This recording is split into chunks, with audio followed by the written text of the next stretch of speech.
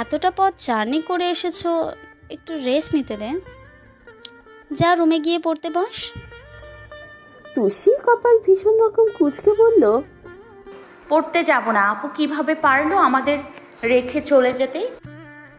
পাশ থেকে আহির দুষ্টুমি ছলে জবাব দেয়, কোনো সমস্যা নেই, এবার বউয়ের সাথে শালিও ফ্রি, তিনজনকে নিয়ে যাব সাথে। জান্নাত মনে মনে অসভ্য তকমা দিয়ে সবার সাথে দেখা করে। শেষে নাজমা বেগমকে জড়িয়ে ধরে কান্না করে দিল সে। কয়েক মিনিট মা মেয়ে কেঁদে কেটে জান্নাতকে সবাই নিজের রুমে দিয়ে আসলো। তুষি রিমিও চুপি চুপি তাদের পেছন পেছন যায়। কানে কানে তানহা কি যেন ফিসফিসিয়ে বলতেই মুহূর্তেই সারা মুখ লজ্জায় লাল হয়ে যায় জান্নাতের। মুচকি হেসে শুধু মাথাটা উপর নিচ করে হ্যাঁ বোঝায়। তানহা কিলখিলিয়ে হেসে পিঠে হালকা চাপড় মেরে বলে, বাহ, কি রোম্যান্টিক রে ভাই।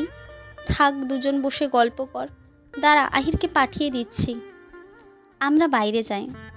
প্রথম প্রথম যত ভালোবাসা পারিস আদায় করে ছাড়। তুষি আর রিমি তাদের মাথার আগামাথা কিছুই বুঝলো না। হ্যাবলার মতো চোখ চাওয়াচাবি করে তারা। তানহা ওদের তাড়া দিয়ে রুমের বাইরে নিয়ে আসতেই আহিদের সামনে পড়ে। তুষি দুই হাত কোমরে দিয়ে বলে, এই জামাই বাবু কমলা লেবু, আমাদের কি চোখে পড়ে না? কি গিফট এনেছেন আমাদের জন্য? শালিদের কত ডিমান্ড থাকে, এতটুকু মাথায় নেই দেখছি। আহির অধর বাঁকিয়ে হেসে তুষির গাল টিপে দিয়ে বলে, তা শালিগণ, আপনাদের কি কি লাগবে সব খাতায় নোট করে রাখেন, মুহূর্তেই সব হাতের কাছে পৌঁছে দিব, কথা দিলাম। এবার আমি বউয়ের কাছে যাই, কেমন? রিমি হেসে ওঠে আহিরের কথায়। তুষিকে টেনে নিয়ে যেতে যেতে বলে, ভাই একদিনই বউ পাগল হয়ে গেল দেখছি। আজ রাতে সবাই দুই জামাইয়ের জন্য ভরপুর আইটেমের আয়োজন করেছে। তুষারও 7টার দিকে বাসায় আসে।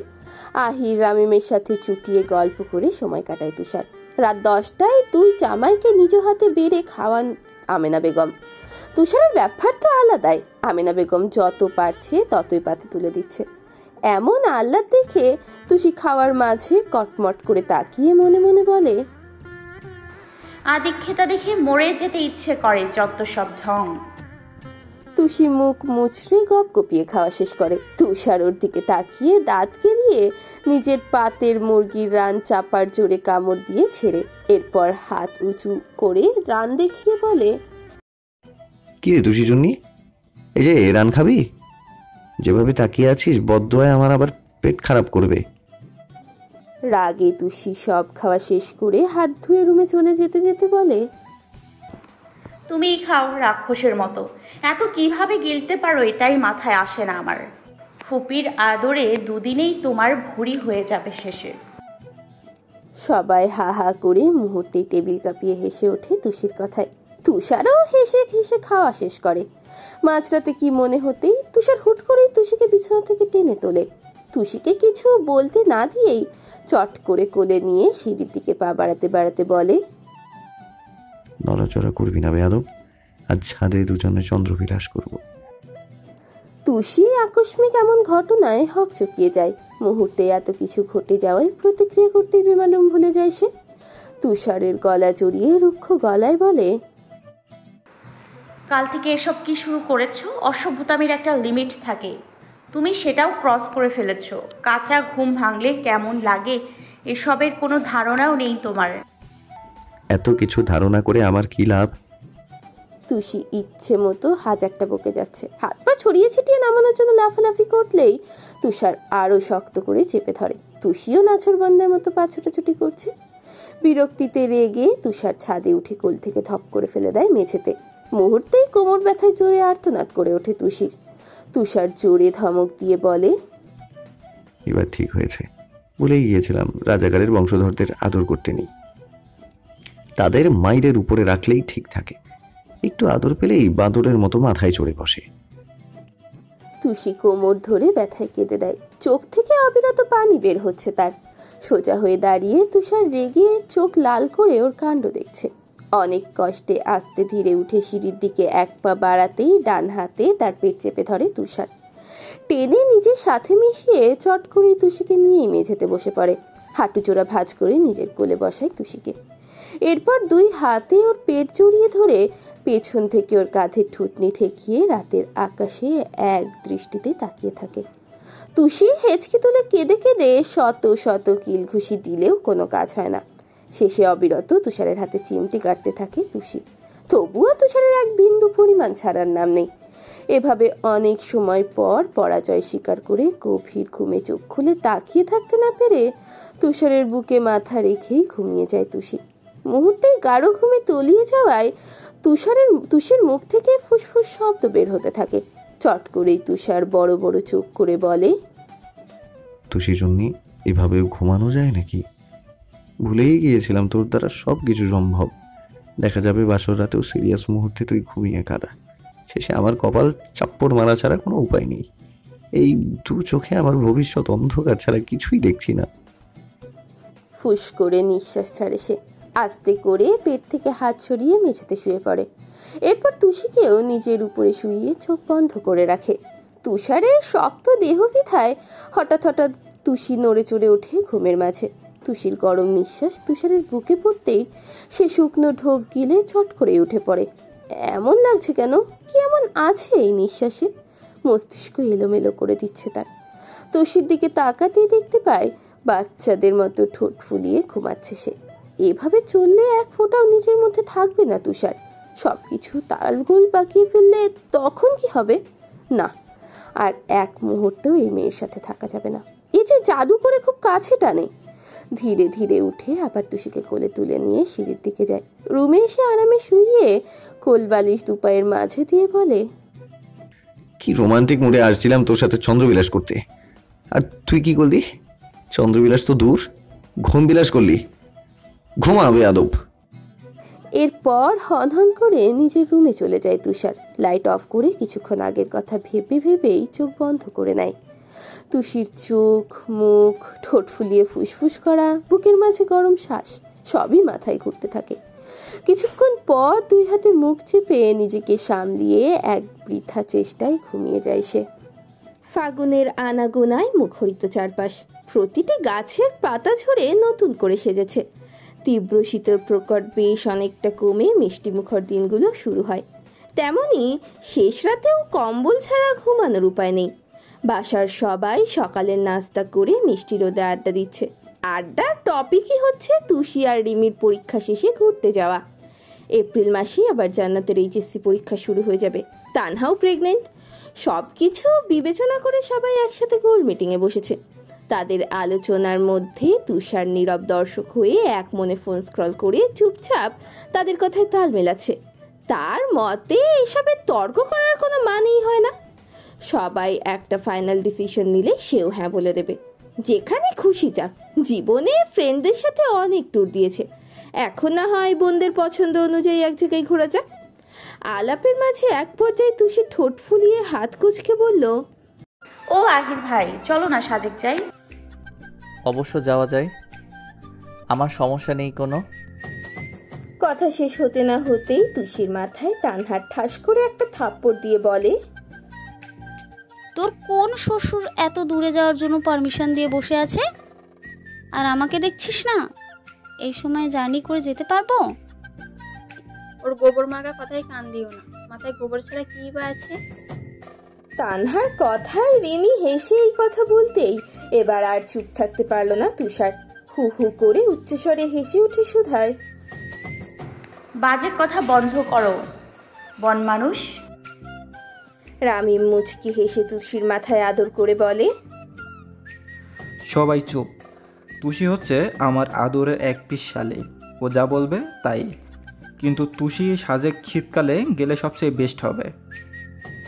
জান্নাত চট করে জবাব দেয়, তাহলে আরও ভালো হয় ভাইয়া, তখন আমি পরীক্ষা শেষে ফ্রি থাকবো। সবাই কি বলো, এখন একসাথে গেলে কি মজা হবে?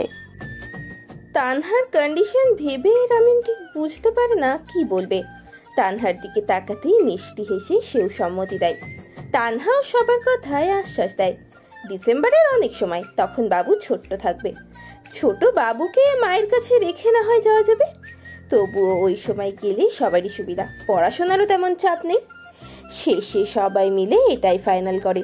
ডিসেম্বরের শুরুর দিকেই সাজেক ট্যুর দেবে তারা। এখন আপাতত আশেপাশে কোনো পার্কে ঘুরে মনটা ফ্রেশ করে আসবে। তুষি, রিমি আর জান্নাতও খুশিতে দৌড়ে যায় রুমে।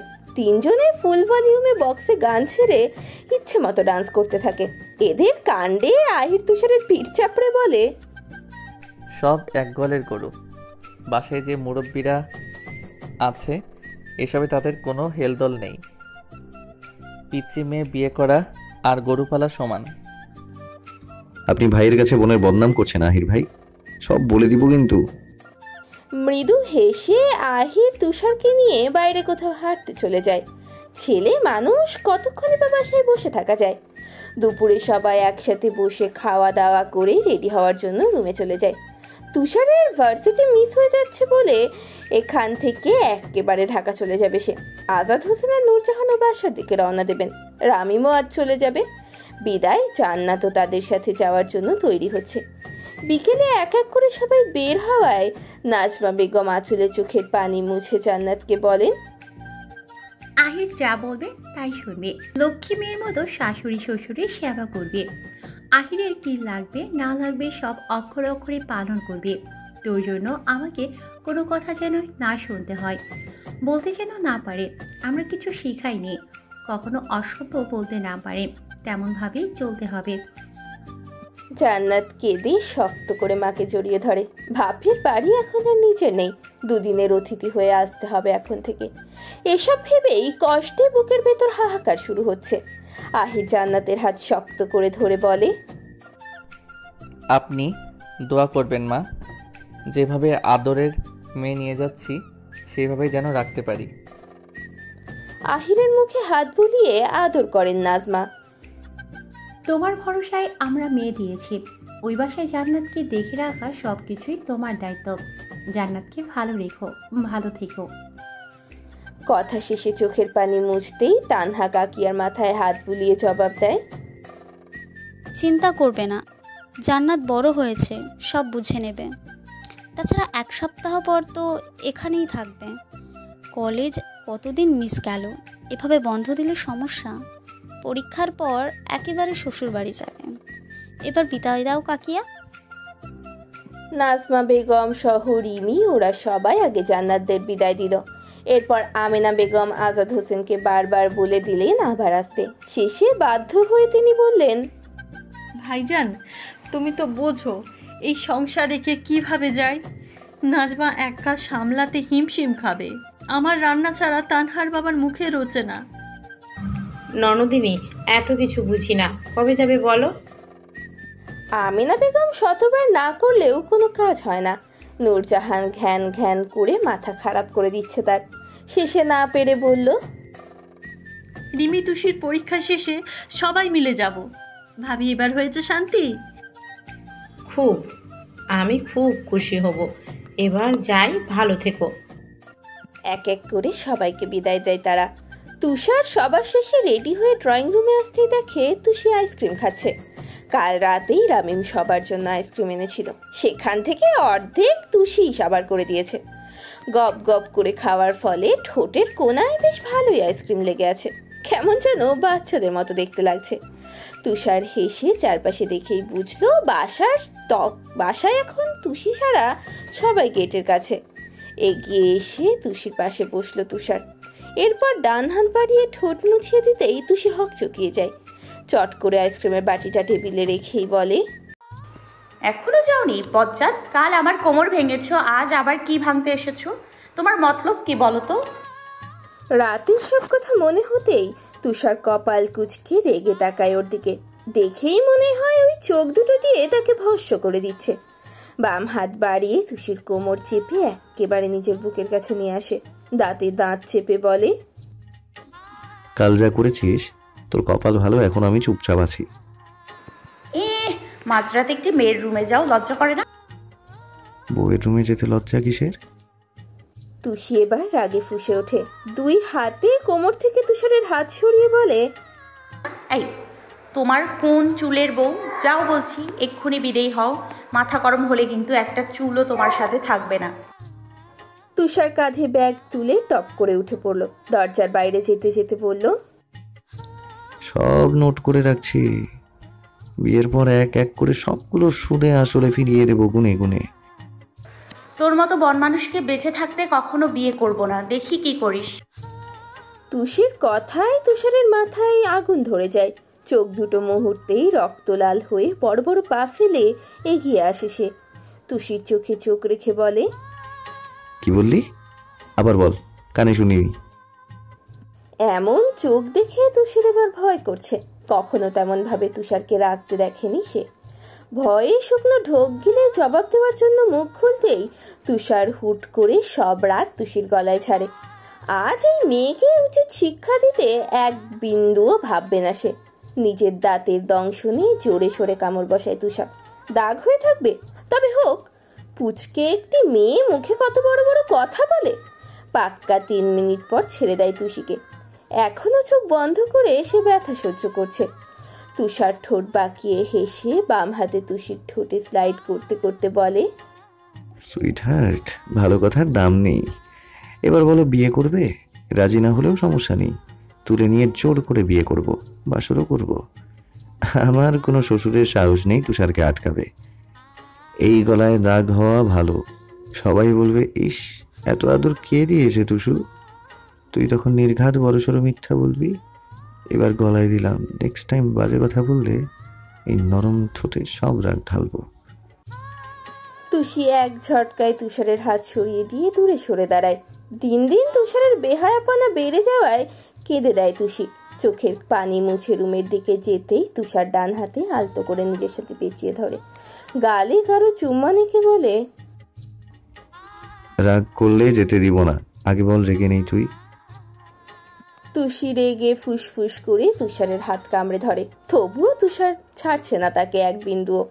তুষি জোরে সোরে কামড় দিয়ে বলে, তুই আমার সামনে থেকে যা, অসভ্য পুরুষ মানুষ। আগে বল রাগ করিসনি। ছাড় তুই, আস্ত বজ্জাত আসলেই তুই। তুষার এবার শক্ত করে চেপে ধরে, আলাক গালে চুমু খায়। যতক্ষণ আমার সাথে ভদ্রভাবে কথা না বলবি আদর করতেই থাকবো, আমার কোনো সমস্যা নেই। তোকে ঢেলে দিব বলে অফুরন্ত আদর মনের ভেতর নিয়ে ঘুরে বেড়াই। তুষি কোনো জবাব না দিয়ে ছোটার জন্য ধস্তাধস্তি শুরু করে দিয়েছে। শেষে তুষারি ছেড়ে দিয়ে পুনরায় দুষ্টুমির ছলে বলে, বুঝতে পেরেছি, তুই তো ভয়ঙ্কর মহিলা। আদর খাওয়ার জন্য অভিনয় শুরু করে দিয়েছিস। আসলে তুইও মনে মনে চাস আমার মতো নাদান ছেলেকে ভুলিয়ে ভালিয়ে আদর খেতে। ছি তুষি, এই ছিল তোর মনে? বললেই পারতি তুষার ভাই, আমার বড্ড প্রেম প্রেম পাচ্ছে। তুই কি যাবি? যাচ্ছি বাবা, যাচ্ছি। ভয়ঙ্কর মহিলাদের থেকে দূরে থাকাই ভালো। তুষার ওর দিকে এগিয়ে এসে আবারও টুস করে ওর গালে চুমু খায়। তুষির আগে মারতে গেলেই ভূ দৌড়ে উচ্চস্বরে হেসে বেরিয়ে যায় তুষার। গেটের কাছে সবাইকে বিদায় জানিয়ে বাসে উঠে ঢাকার উদ্দেশ্যে রওনা দেয়। সিটে মাথা এলিয়ে মনে মনে হেসে চোখ বন্ধ করে রাখে। তুষি দরজা বন্ধ করে রুমে শুয়ে ইচ্ছে মতো বকে দেয় তুষারকে। লুচু কোথাকার, এভাবে কেউ কখনো যখন তখন স্পর্শ করে? সে কি জানে তার স্পর্শে আমার বুকের মাঝে রীতিমতো হাতুড়ি পেটায়, দম বন্ধ করার অবস্থা হয়। মনে হয় এই মুখ কোথায় লুকাই। লজ্জায় চট করে উঠে আয়নার সামনে দাঁড়িয়ে তীক্ষ্ণ চোখে গলার সেই লাফ বাইট খুঁটিয়ে খুঁটিয়ে দেখে তুষি। ফর্সা ত্বকে মুহূর্তেই লাল আকার ধারণ করেছে। তৎক্ষণাৎ মস্তিষ্ক গরম হয়ে যায়, কান দিয়ে ধোঁয়া বের হচ্ছে অবিরত। আবার সেই এক বস্তা মিথ্যে বলতে হবে সবাইকে। মনের মাঝে এক প্রকার লজ্জাও লাগছে বেশ। কিছুক্ষণ আগের ঘটনা ভাবতেই গাল দুটো লজ্জায় লাল হয়ে ওঠে তার। দৌড়ে বিছানায় বালিশ দিয়ে মুখ থেকে শুয়ে পড়ে তুষি। মনে মনে হাজারবার আওড়ায়, অসভ্য অসভ্য অসভ্য তুষার ভাই, শয়তানের শয়তান। সবাই যাওয়ার পর 1 মাসেরও অনেক বেশি সময় পেরিয়ে গেছে। সকলে আর আগের মতো নেই। যার যার মতো কেরিয়ার গড়তে নয়তো সংসার সামলাতে ব্যস্ত ভীষণ। জান্নাতের বিয়েরও 1 মাস চলছে। বিয়ের সপ্তাহ খানিক পরই শ্বশুর বাড়ি থেকে পড়াশোনার জন্য চলে এসেছে একেবারে। যদিও আহির এটা মানতে কোনো মতেই নারাজ। বউয়ের টানে কি সপ্তাহে 1-2 বার শ্বশুর বাড়ি আসা যায়? লোকে কি বলবে? এই নিয়েও জান্নাতের সাথে কম তর্কাতর্কি হয়নি তার। যতবারই আহির বলে, প্রতিদিন গাড়ি রিজার্ভ করে দিব, তবু চলো আমাদের বাসায় চলে যাই। জান্নাত রাগী চোখে আহিরের দিকে তাকিয়ে কটমট করে জবাব দিয়েছে প্রতিবার। আর একবার বললে মাথা ফাটিয়ে দেব, বেশি বুঝলে যাবই না কোনোদিন। আম্মু প্রতিদিন বলে তোমাকে নিয়ে যেতে, তার নাকি একা বাসায় ভালো লাগে না। আগে কি দুকলা থেকেছে, তবে এখন কেন একলা থাকতে পারে না? আর তাছাড়া আমি মাকে বলে দিয়েছি পরীক্ষার আগে একবার দেখা করতে যাব। এত কিছু বলেও যখন আহির মানাতে পারলো না, কষ্টে তার বুকটা ফেটে যায়। এ যেন বউ থেকেও না থাকার মতো অনুভূতি। কিভাবে বোঝাবে জান্নাতকে? নতুন বউ ছাড়া একা একা থাকা কতটা ব্যথিত। হাজারবার পেছন পেছন ঘুরেও রাজি হয় না জান্নাত। ব্যাকুল মনটাকে যাতা বলে শেষে সান্ত্বনা দেয় আহির। আর তো মাত্র কিছুদিন, তারপর কখনো বাপের বাড়ির নামও মুখে তুলতে দেবে না সে। পরাজিত হয়ে আহিরই বলে, থাকো এখন যত পারো, পরীক্ষার পর বাপের বাড়ির নাম তুললেই পা ভেঙে বাসায় বসিয়ে রাখবো। জান্নাত খিলখিল করে হেসে উঠে বলে, তোমারই হবে জ্বালা, আমার সব কাজ করে দিতে হবে। করব, খাইয়ে দিব, গোসল করে দেব, এমনকি কাপড় চেঞ্জ করে দিব নিজ হাতে, আদরে আদরে। জান্নাত নাক মুখ কুচকে কিল খুশি দিয়ে বলে, তো অসভ্য।